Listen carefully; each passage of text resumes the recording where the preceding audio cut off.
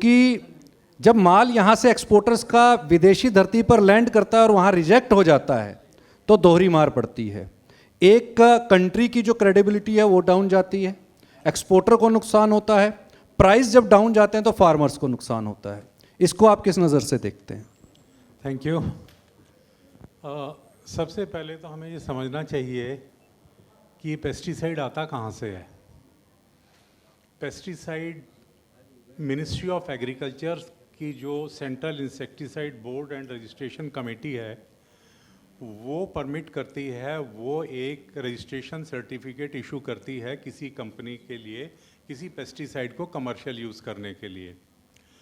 वो commercial use करने के लिए जब तक वो कमर्शियल यूज़ होता है उससे पहले उसकी गहन जांच होती है कि किस फसल पे किस बीमारी के लिए किस कीड़े के लिए कितना उसको इस्तेमाल करना है, कब इस्तेमाल करना है, और इस्तेमाल करने के बाद हमारे को फसल की कटाई कितने दिन बाद करनी है।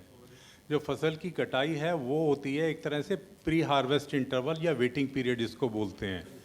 वेटिंग पीरियड का मतलब ये होता है कि अगर आपने दवाई सही तरीके से as per good agriculture practices आपने इस्तेमाल करी है तो उसका residue at the time of harvest जो उसकी अधिकतम सीमा है, मैक्सिमम रेजिड्यू लिमिट है, उससे कम होगा।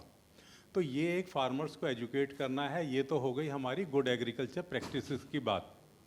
नंबर 2, आपने कहा कि अगर कोई धान है या कोई और स्पाइसेस कमोडिटी है जो इंडिया से बाहर एक्सपोर्ट होती है, अब जो रिजेक्शन हो रही है, जो हम इतनी बात कर रहे हैं, जीरा 70,000 से 18,000 रुपये आ गया, भाई क्यों आया?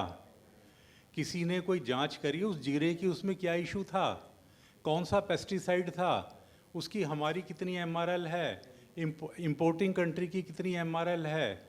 तो जब तक कोई जांच ही नहीं करेगा तब तक को कैसे पता लगेगा उस फूड प्रोडक्ट की क्वालिटी के लिए। और वो जो अगर कोई भी एक्सपोर्ट कर रहा है तो इंपोर्टिंग कंट्री की भी वेल डिफाइंड गाइडलाइंस हैं फूड सेफ्टी की, कि अगर मेरा चावल दुबई में जीसीसी कंट्री में जा रहा है तो उसकी क्या रिक्वायरमेंट है, अगर मेरे स्पाइसेस यूरोप में जा रहे हैं तो उसकी क्या रिक्वायरमेंट है, अगर मेरी फूड कमोडिटी यूएसए में जा रही है तो उसकी क्या रिक्वायरमेंट है।